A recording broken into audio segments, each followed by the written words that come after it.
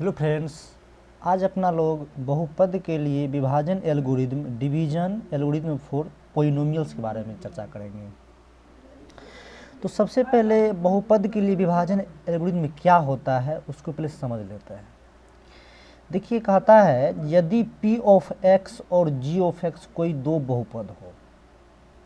मान चलिए p of x और g ऑफ x क्या है, दो बहुपद है, जहाँ g of x does not equal to zero, मतलब g ऑफ x कभी जीरो नहीं होना चाहिए हो, तो हम बहुपद q ऑफ x और r ऑफ x ऐसे प्राप्त कर सकते हैं कि p ऑफ x बराबर g of x Guna q of x plus r of x, जहाँ r ऑफ x बराबर जीरो।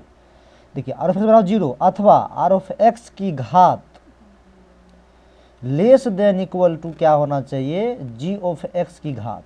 समझ गए ना, मतलब जो है r ऑफ x की घात g ऑफ x की घात से क्या होना चाहिए, छोटा होना चाहिए।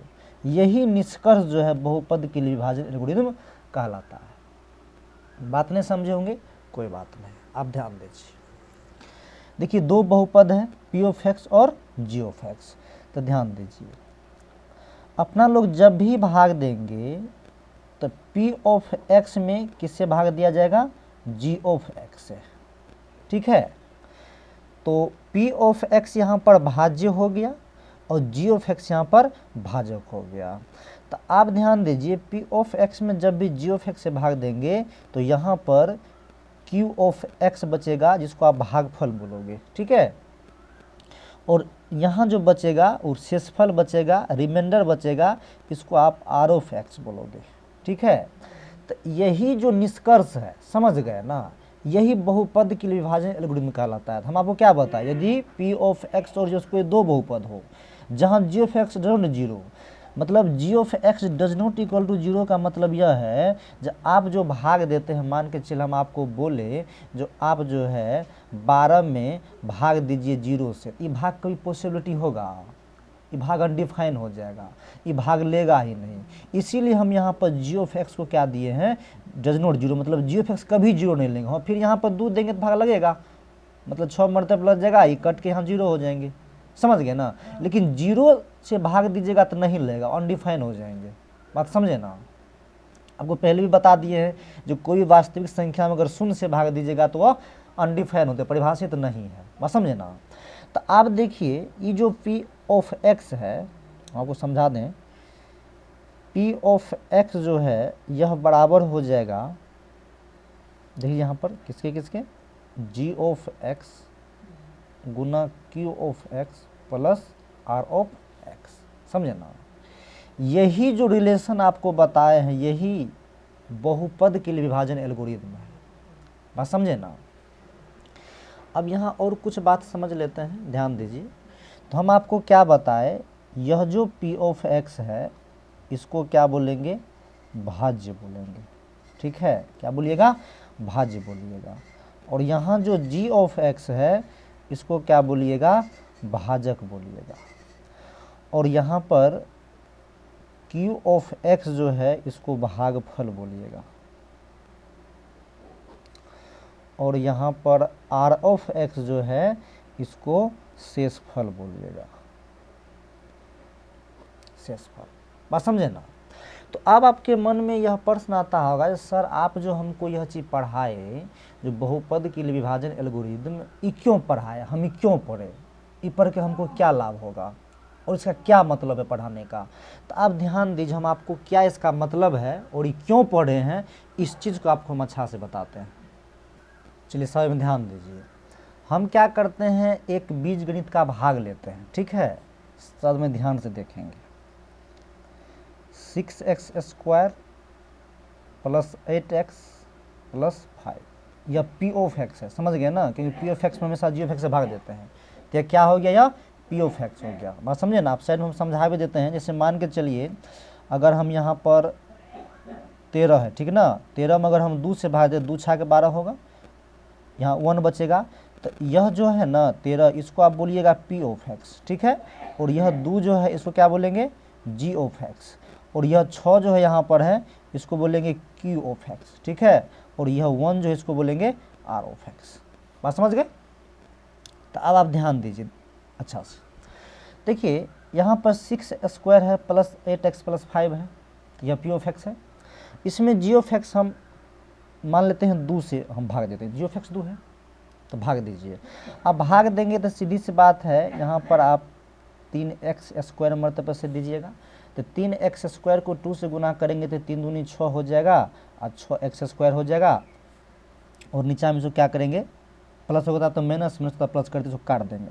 तो कितना बच्चा कि अभी समझ में आता सर माइनस क्यों देते हैं, आप ही बताइए। जब भाग आप देते हैं, यहीं पर भाग दिए, मतलब 2 छा के 12, तो आप 13 में से 12 घटाइबे नहीं किए हैं, यहाँ माइनस नहीं लिखते हैं, समझ गए ना, मन मन घटा लेते हैं। तो उसी प्रकार यहाँ समझिए नहीं, घटाने के लिए ही यहाँ चिन्ह बदला जाता है, और नहीं बदलेगा तो कोई बात नहीं, बदल दे तो अच्छा होता है, समझ गए ना। तो ये कट गया। तो आप देखिए यहाँ पर क्या है, 8x हम उतारते हैं, उतार दिए। अब देखिए फिर यहाँ पर हम क्या करते हैं, 4x मर्तबे देते हैं। तो 4x मर्तबे देते हैं तो 4 दूनी 8x हो जाएगा। यह भी यहाँ पर देख लिए कट जाएगा, माइनस होकर के यह भी कट जाएंगे, फिर यहाँ पर 0 बच जाएंगे। अब यहाँ क्या उतरेंगे, यहाँ 5 उतरेगा, ठीक, उतार दिए। अब फिर आप यहाँ पर क्या कीजिए, यहाँ 2 मर्तबे से दीजिए। तो 2 मर्तबे से जो है दीजिएगा, 2 दूना कितना हो जाएगा 4, यहाँ कितना उससे बच गया 1 बच गया। बात समझे ना, आप थोड़ा ध्यान से समझिएगा। अगर हम आपसे पूछें कि यह जो भाग हम बनाए हैं ये गलत है कि सही है, तो बच्चा तो सब कहते होंगे सही है, लेकिन हम कहते हैं ये गलत है, समझ गए ना। आपके कैसे, तो कोई बात ना, आपको दिखाते हैं। अब देखिए एगो चीज़ और दिखाते हैं, देखिए ध्यान से। आपको बताए जो p ऑफ x जो है वह बराबर होता है g of x Guna q of x plus r of x के बराबर होता है। तो चलिए देखिए, p ऑफ x का वैल्यू यहाँ पर देखिए कितना है, 6x square plus 8x plus 5 बराबर g ऑफ x कितना है अपने लोग के पास 2 है, तो यहाँ 2 दे देते हैं, गुना q ऑफ x कितना निकला यहाँ पर देख लीजिए, 3x square plus 4x plus 2, r of x कितना निकला है प्लस 1 निकला है, समझ गए ना। आप ध्यान दीजिए, गुना कीजिए कितना हो जाएगा, 3 दूना 6x स्क्वायर प्लस 4 दूनी 8x, यहाँ हो जाएंगे 2 दूनी 4, एक जोड़ देंगे कितना हो जाएगा 5। अब देखिए 6x square plus 8x plus 5 के बराबर मिल गया। तो अब तो आपको और कॉन्फिडेंस हो गया होगा, सर आप तो सवाल बिल्कुल राइट है, बिल्कुल सही, लेकिन फिर भी गलत है, समझ गए ना।